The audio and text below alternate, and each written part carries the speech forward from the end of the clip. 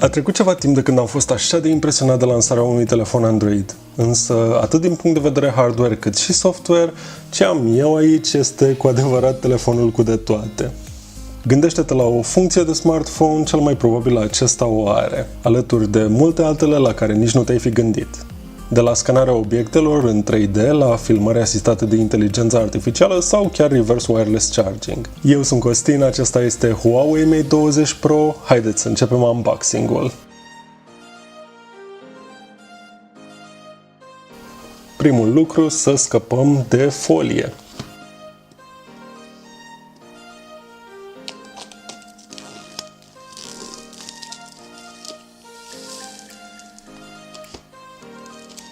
Ok, avem o cutie neagră cu un finish texturat, numele telefonului Huawei Mate 20 Pro.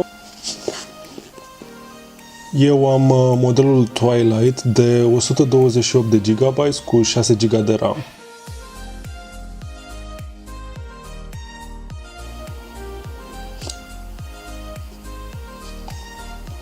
În interiorul cutiei avem acest imens telefon. Dacă îți plac telefoanele mari și îți dorești un upgrade, s-ar putea ca acesta să fie opțiunea ideală. Vedem de ce puțin mai târziu. Deocamdată îl las deoparte.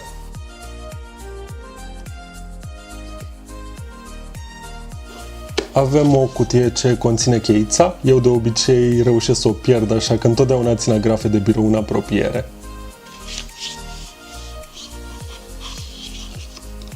Înăuntru avem maculatură, un quick start guide și cel mai probabil informații despre garanție. Ca utilizator Apple îmi vine să plâng când văd că Huawei a inclus în cutie un încărcător de tip Supercharge ce poate încărca bateria masivă a telefonului de 4200 de mAh de la 0 la 70% în doar jumătate de oră. Tot în cutie mai găsim și un cablu de încărcare USB Type-C, o pereche de căști ce seamănă suspicios de mult cu ceva de la Apple și ele sunt tot de tip USB-C. Tot aici avem și adaptorul ce ne anunță cu părere de rău că nu vom avea un headphone jack. C'est la vie! Cam atât pentru ce găsim în interiorul cutiei, să trecem și la partea cu adevărat interesantă și anume telefonul. Dacă tot ne apropiem de Halloween, familia Adams o să mă ajute să fac curat.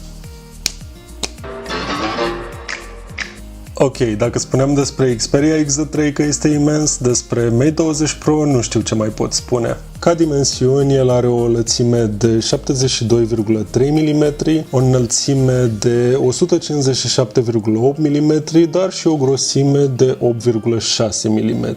Greutatea nu este deloc neglijabilă, la aproape 190 de grame. Pe față observăm difuzorul și camera, însă acum când ecranul este oprit, notch-ul este aproape perfect ascuns. Însă ce vă pot spune este că diagonala este de 6,39 inch, deci aproape 6,4 inch. În partea de jos avem un port USB Type-C, dar și slotul pentru microSD. Ce observ din start este că nu avem difuzoare și asta e pentru că sunetul va veni direct din portul USB. Bine, acesta este un feature foarte cool la prima vedere, însă ce mă gândesc eu este că atunci când telefonul este la încărcat, portul acesta este obturat de cablul de încărcare.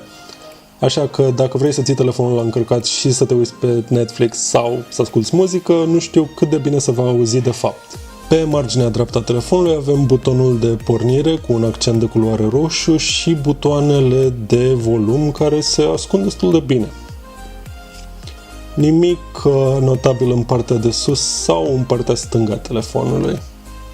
Aș spune că spatele este piesă de rezistență, însă, sincer, tot acest telefon este uimitor. Trebuie să recunosc.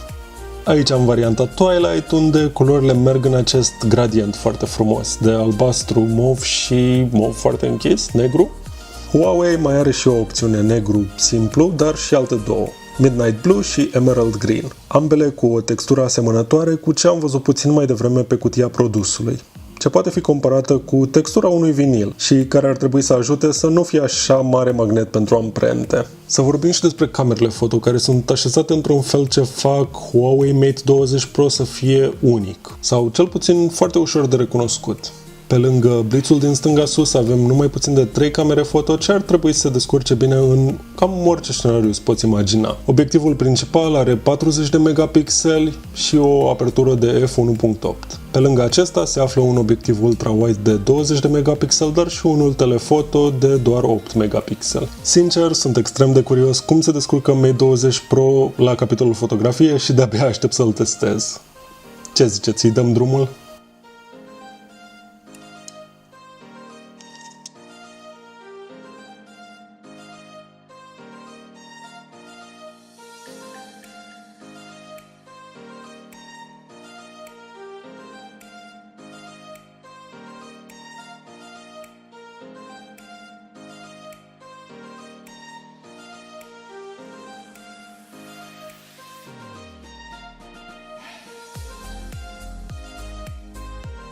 Tocmai am terminat procesul de setup, mi se pare incredibil să văd acest ecran pornit și că în 2018 putem avea un screen to body ratio așa de bun.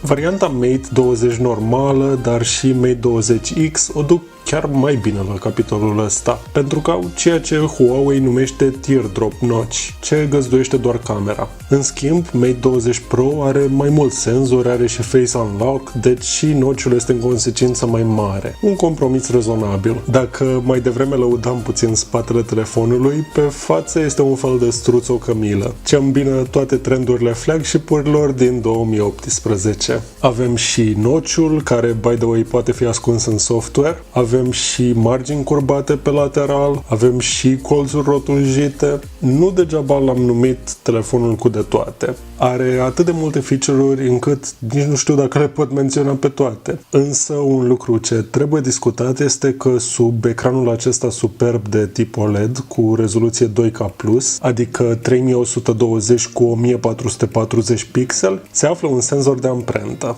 Nu este primul telefon ce incorporează această tehnologie, însă este primul pe care îl testez eu. Sunt destul de impresionat. Mi se pare că e o alternativă foarte bună pentru Face ID, este mai mult decât binevenită și este mult mai ok decât senzorul clasic de amprentă de pe spatele telefonului. În ceea ce privește performanța, Mate 20 Pro este o bestie cu procesorul Kirin 980. Telefonul vine cu Android 9 out of the box și este disponibil în configurații de 6 GB de RAM cu 128 de GB de ROM, cum este cel pe care l-am eu, sau 8 GB de RAM cu 256 de GB de ROM. Mai are desigur și suport pentru carduri de memorie de până la 256 de GB.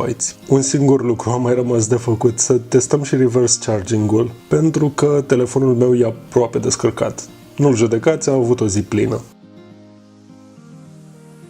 Eu am fost Costin și dacă acest clip v-a plăcut, știți voi cum este treaba cu butonul de like. Pro tip, pentru mai multe clipuri similare, apasă butonul de subscribe. Ne vedem în curând!